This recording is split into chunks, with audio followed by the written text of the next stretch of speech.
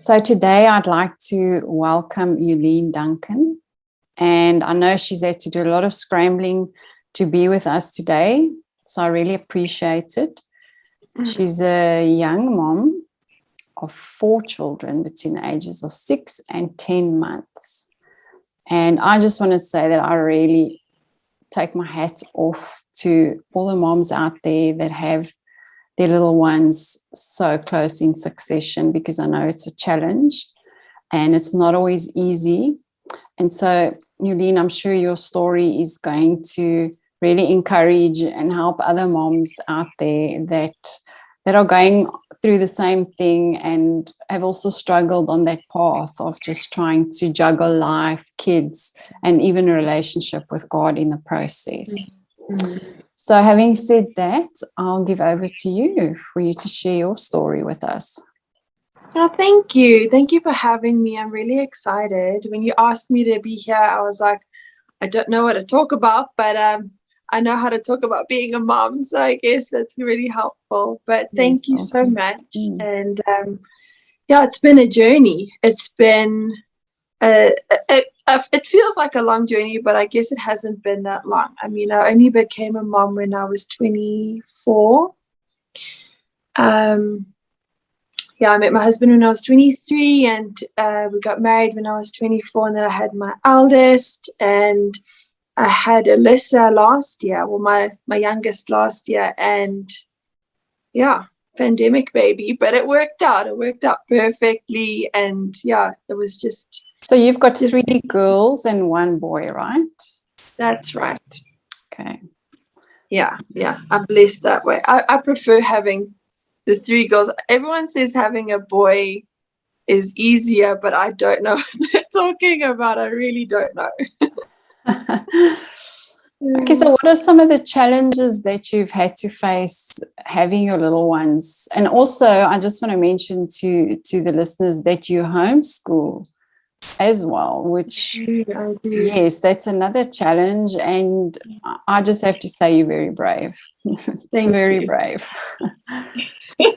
It's not easy, but you make it work. You really do. And I guess just the transition from your kids being in school to homeschooling could be difficult, but I was blessed enough that I made the decision early on, and I always decided I want to teach them.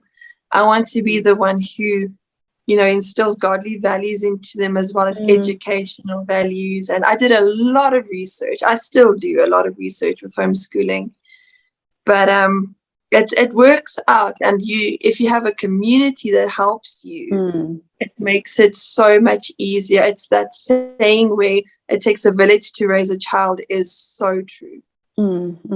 Yeah, because you can't do that alone. And I think you need also the support of other moms that are doing what you do to help you on that journey, right?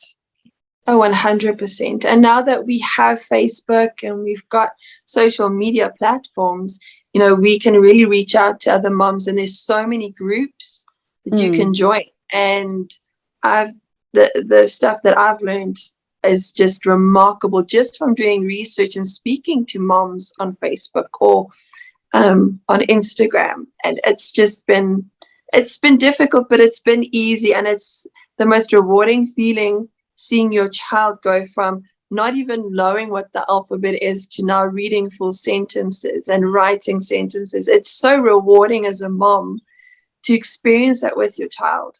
And knowing that you were part of that journey, hey? Yeah, it's so beautiful. It's really, yeah. I was a preschool teacher in my early years here in Abu Dhabi, and I taught for about 5 years. And I worked in a school that where the children were, English was a second language for them, and some of them had never spoken English before because they came from Arabic homes. And I can remember that sense of satisfaction of having the little ones come in, and they were 3 years old. I mean, they start school very young, yeah. Oh, and wow. not being able to string a sentence together in English. And then by the end of the year, they are speaking to you in these sentences. And I remember it was really hard being a teacher, but there was that reward at the end of the year where you can actually see the sort of the fruit of your labors, right? Yeah.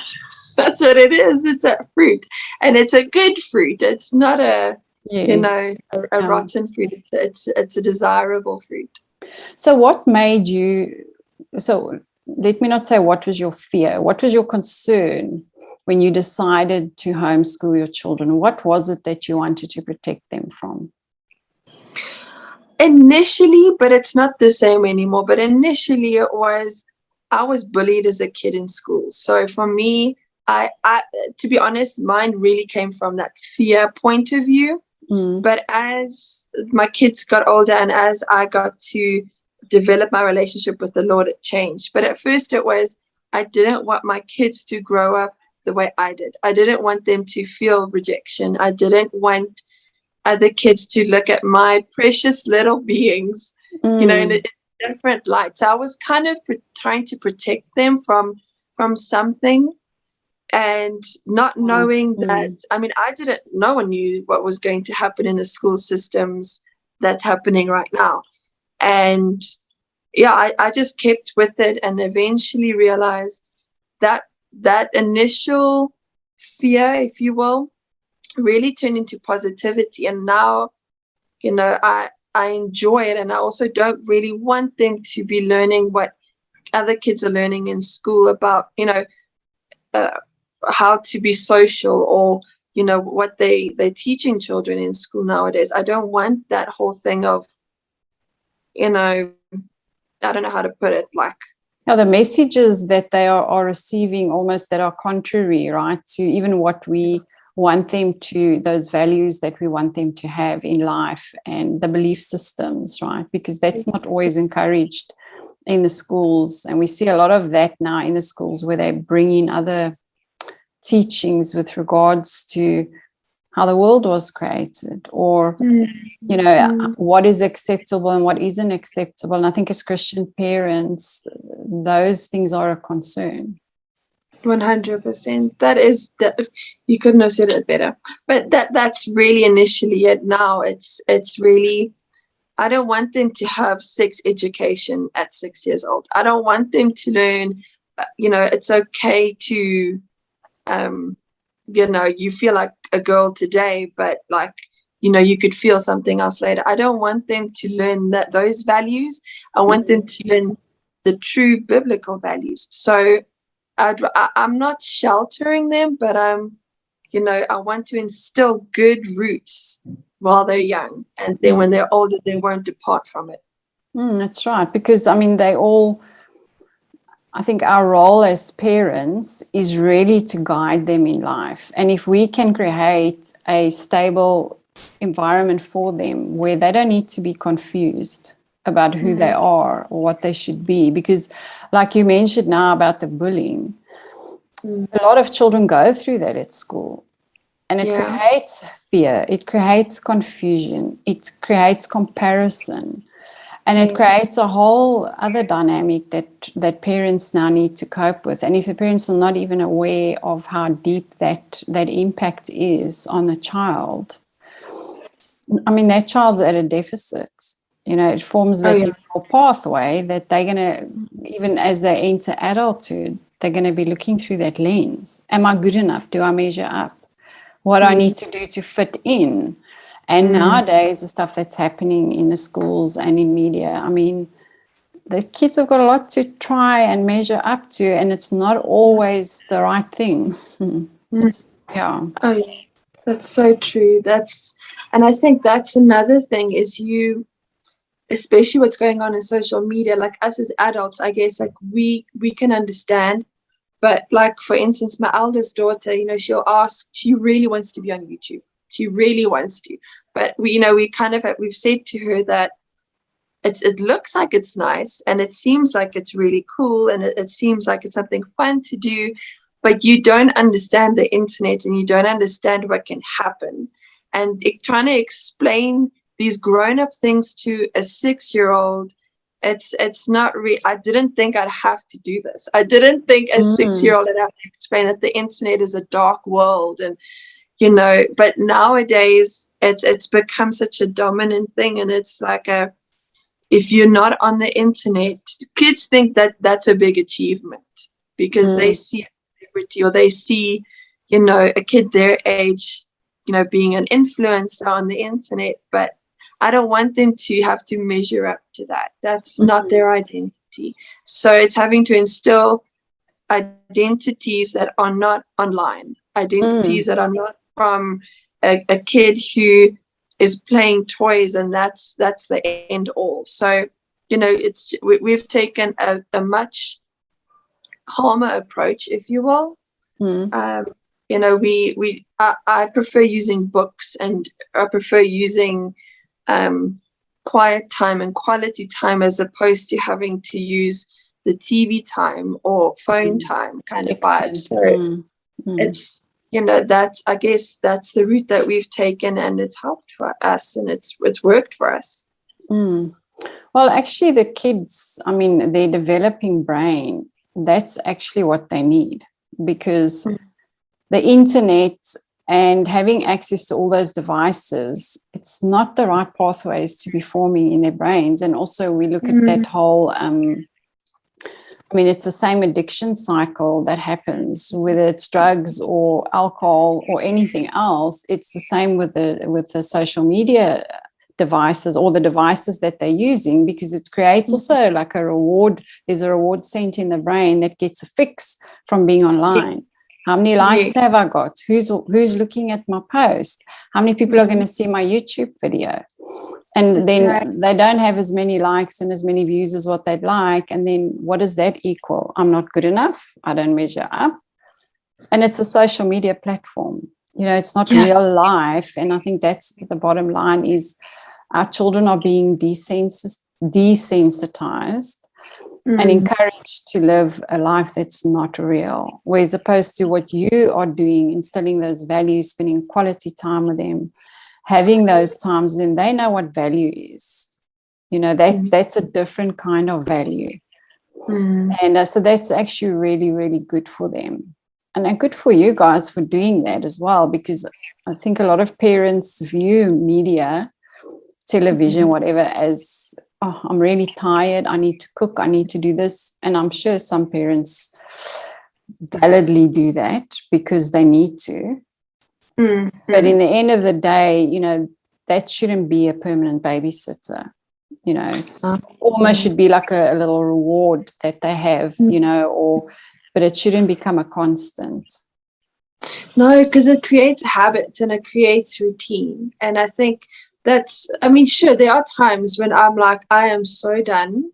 You are going to sit here and you're going to watch something, but then I really try my best to choose something educational or something that they're going to like, that's not, you know, super boring or harmful. But I've learned now that we create routines without even noticing it. Like, we have a morning routine without even realizing it. Like, you wake up, you get whatever it may be, you get up, brush your teeth, go to the loo, whatever. It's a routine that you've created. So if you wake up in the morning, or before you wake up, your kids wake up, and you send them to go watch TV, because now you're getting ready, you're creating a habit, because it's creating a routine, and in essence that routine is going to stick with them. So it's just I mean, sure, we need a break. We all do. It's reality as moms, but it's finding the right thing, you know, replacing the TV, or like keeping your kids with you while you are doing something. Like, I usually put them in the kitchen with me, and I say, okay, here's a pot and a pan or whatever. You can play with the rice, or let's count all the eggs, or, you know, something that's educational without them realizing it, and it's keeping them busy, and you can carry on doing what you're doing. But, you know, it also takes research, and it takes it's a lot. It's hard work trying to keep them away from a TV. I know. It's the reality. And the thing is, their brains also are very pliable at this age, you know, and like you're saying, those patterns and those routines, they form so quickly. And I mean, creating rather is what we call rituals of connection with your children, where you have those little rituals, sitting around the table together, having a chat in the morning or at night, or we're going to have story time, or those are all rituals of connection that they need. And devices create disconnection. because Yeah, there isn't that, you know, face to face. And I love what you said as well about bringing the kids into the kitchen with you, because that's sometimes tips I give moms when they say, I'm trying to cook and she's all around my feet, or I'm trying to do this. And I'm like, well, give them little chores to do. Give them a little task to do.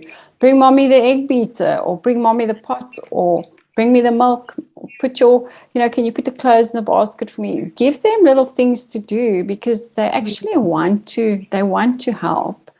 And they want to be part of that. And, you know, it's not that we're making them into little servants, but kids enjoy doing stuff like that. they do. They You do. know, so yeah. No, that's so true. I used to think that I'm slaving my kids because I'm like, you know, like I had all these chores in mind and you've got to do every single chore. But eventually you figure it out. But I mean, for instance, one of my girls, she loves chores. Like she asks me, Mommy, what chore can I do? And I promise you I'll do all my chores today. And it's just because she's a kid who thrives on habit. She thrives on routine. So you know, I figured that out with her. So now her side of the room is always tidy. Her bed is always made. But that's because, you know, I've encouraged it. And then you know, her reward is, wow, this looks really nice. And my mom is proud of me. It's a wonderful reward. Whereas my other daughter is not about the making the bed. She's not about that. Like, just, you know, I've got to tell her 7 times, please make your bed, please make your bed. So it really is just, you know, just checking out which, you know, where do they thrive? Where do they excel? What makes them happy? But giving them chores to do without them realizing it's a chore it really does make them happy, because I think, well, this is what I figured out, I guess. They feel like they're making mommy happy, and when mommy's happy, I'm happy, and it makes me happy to just do things with my mom. And it's quality time, and it's the conversations, and you know, I get it. There are times when I'm really annoyed and I just want to cook dinner because I've got 15 minutes to cook dinner and then it's bath time and bedtime.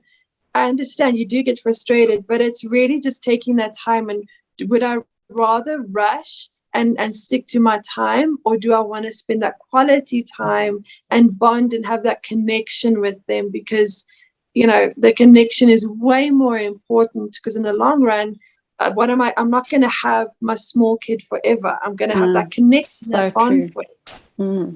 And they're going to remember that forever, because it's those rituals of connection. It's times of connection that they are going to remember more than anything else. You can buy your kids the biggest gifts, the most expensive gifts. They are going to remember, no, what is it that we did together? Those are the things that they're going to remember. And so it's important to know. I mean, we're talking here really about love languages as well, right? What's our child's love language? How do we fill their tank? When their tank is empty, what sort of behaviors are they displaying? What do I need to do to fill their tank? And then, like you said, all the kids are different. We can't fill their tank the same way. We have to pay attention to what works for them. You know, like we spoke earlier today about God's design, you know, to actually raise them in his design, because that scripture, you know, where we have to raise our kids, if we raise our kids in the ways of the Lord, they won't depart. That word ways is actually the Hebrew word design. So if you read that scripture differently, if we raise our children in the design of the Lord, they won't depart. I mean, I always use this example as well, where my daughter's very artistic and creative. So if I forced her into being a doctor or an accountant, she's going to be miserable. And she might not be that person that can fulfill her godly design, because there's going to be rebellion and anger, and there's going to be all these feelings inside, because now I have to do this, because this is not the way I'm wired. This is not the way God designed me. And so then we're more likely to sort of stick to the road. And I'm just generalizing. I'm not saying this is a fact. When we are more happy and content internally. That's right. And like it's having to nourish that like with the love languages that you're talking about. Mm. I found that so important, and I dove into that book when I found it. I was like, I Mm. need to find out what are my kids' love languages, and it was so amazing to me, like in terms of filling up their tanks. I'm constantly thinking, like if they're cranky or, if they're clingy, I have to take a step back and realize, have I filled up their tank today? Like, you Mm. know, what do they need? What sort of encouragement do they need? And each one is different. Each one is like we can be the same parents, raise them the same way, but each child is going to Mm. react differently to every situation. Not all of them are the same. Like my son is so different to my girls, but it's not to say because he's a boy, he just has a personality that is just, he's a bit more attracted than the girls. And it's just learning to love them the way that they need to be loved. And Mm. Mm. what's really helped me is I pray every day. Like I even talk to the Lord many times a day. Like if they're frustrating me, and I'm like, Jesus, please help me to love them the way that you love me. And I've got to Mm. just be still and realize, okay, because in my own strength, if I love them my way, I'm gonna not love them right. I'm gonna Mm. love them, True. the way that I want to love them. But if I love them the way that Jesus loves, it's gonna work. And it just does. It really just does, because they're all just so different. It can be Mm. exhausting because it's four different personalities, Mm.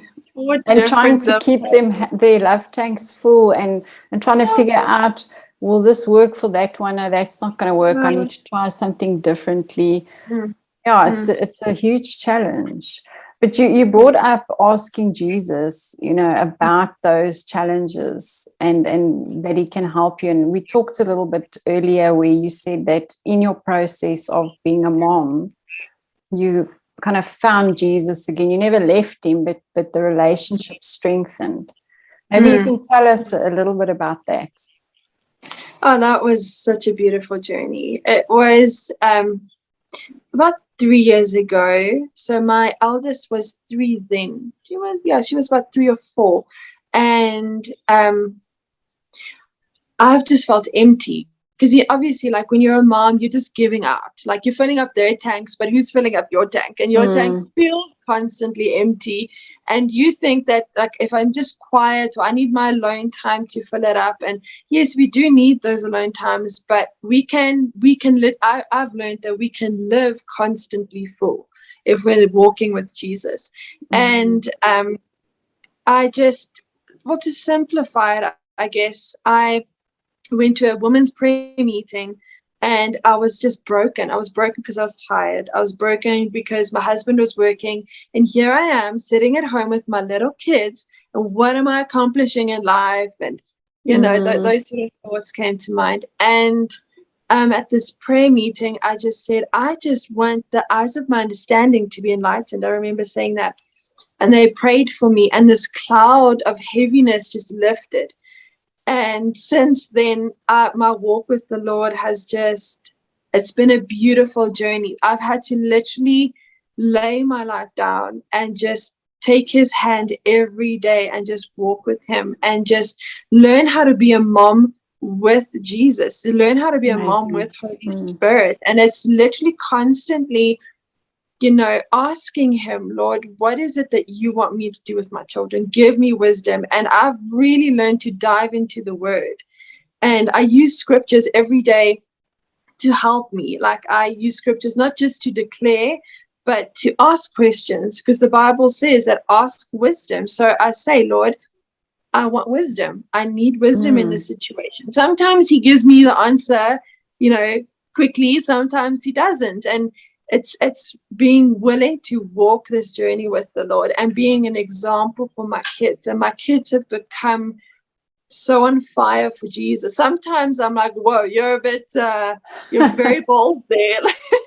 They'll quote scriptures to strangers. And That's in awesome. our journey of trusting the Lord for healing for ourselves, our kids in turn are doing the same thing. So if they're hurt or they see someone else is in pain or suffering or whatever, they'll take that step of boldness themselves and pray for somebody, or they'll pray for me. And It's been so incredible. beautiful watching, when we sit with them and pray at night.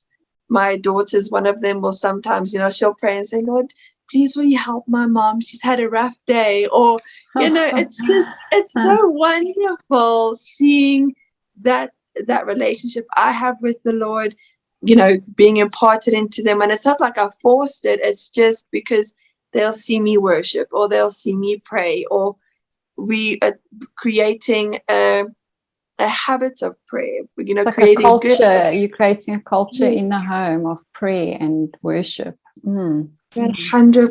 It really is. And we knew from the start that we were going to go into ministry.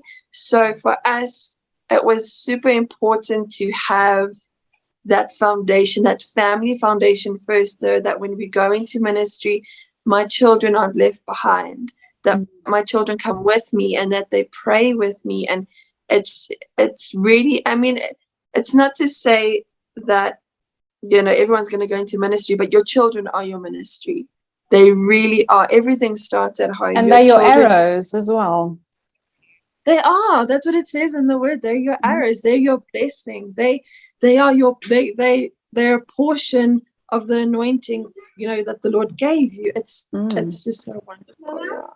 Yeah. So you got lots of arrows to send out into the future there. I do.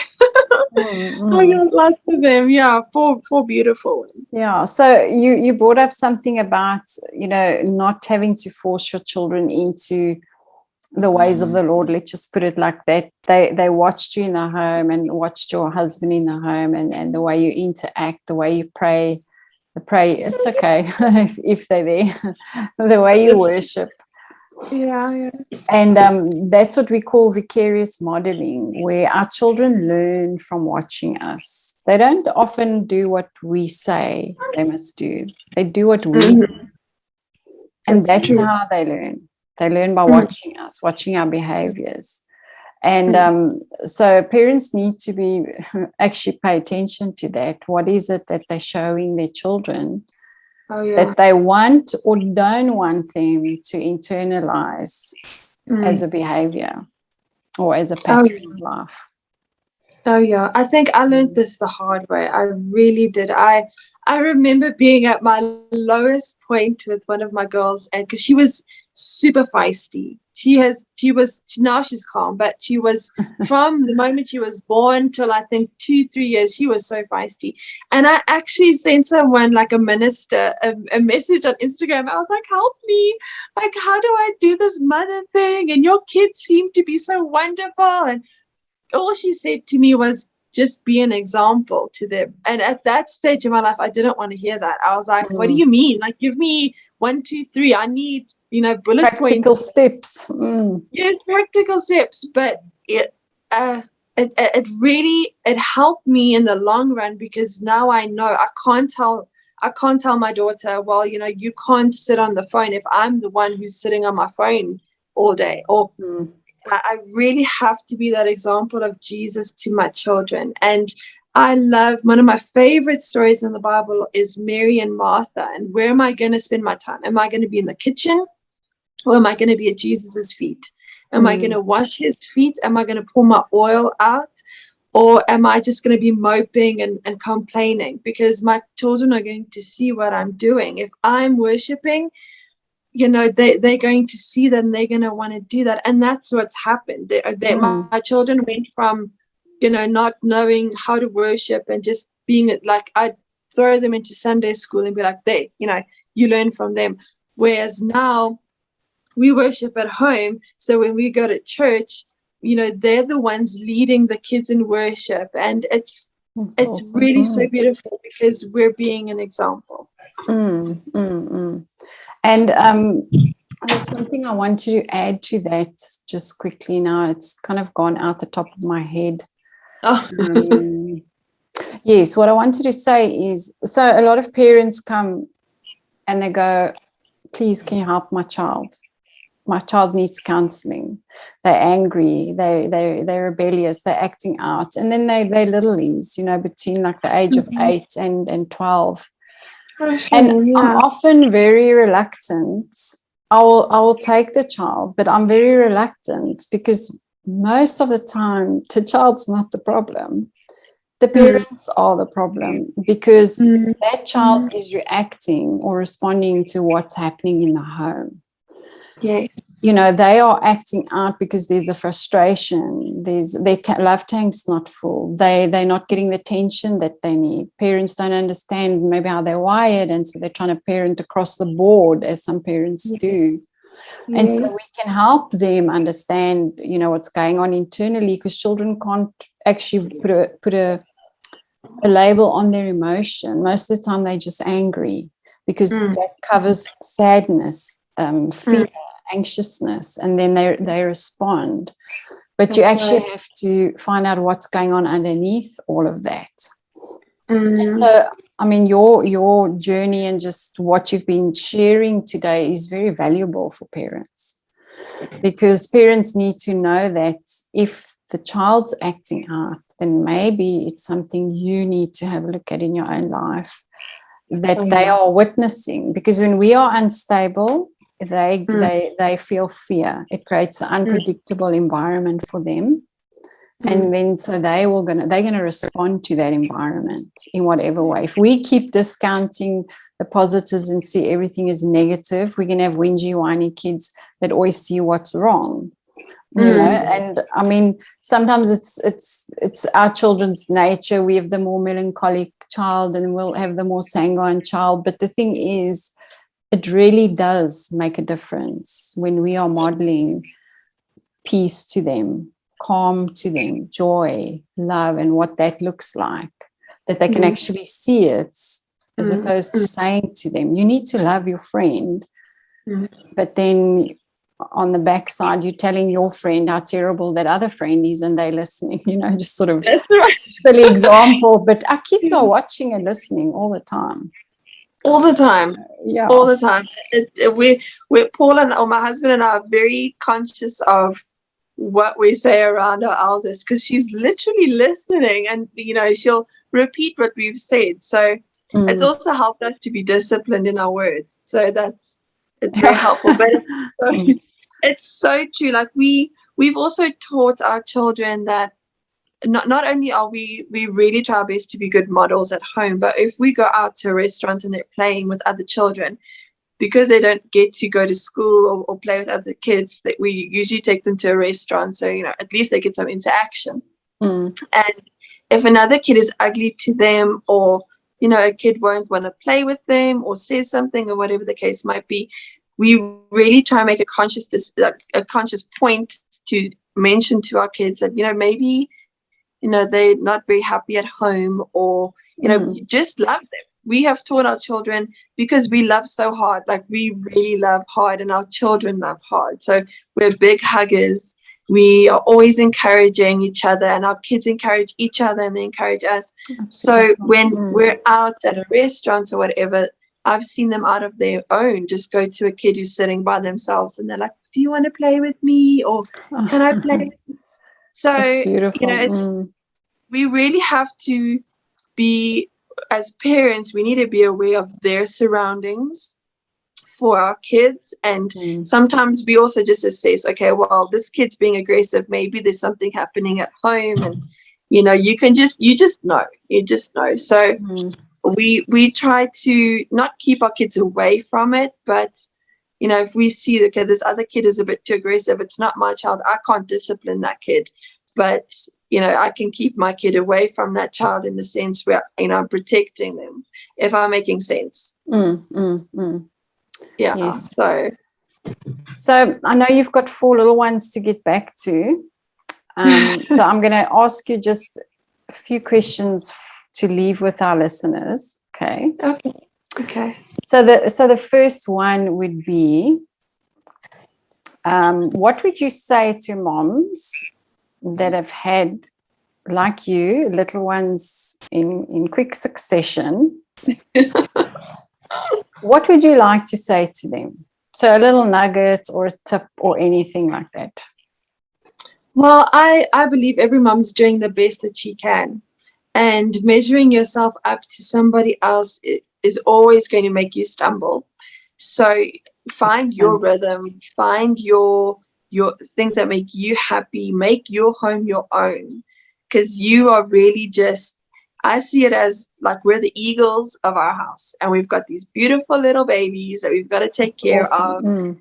And just see your children as your ministry. Don't see your work as your ministry, or the pulpit as your ministry. Your children come first after Jesus, but your children come before anyone else. And it's not to shelter your kids from other people, but it's to raise them in such a way that they get to love the world, and that the world gets to see Jesus through them. So yeah, I was when I was a young mom, still a young mom, but when I was younger, I always hoped or wanted someone to encourage me by saying, you're doing the best that you can, and that's fine. That's enough.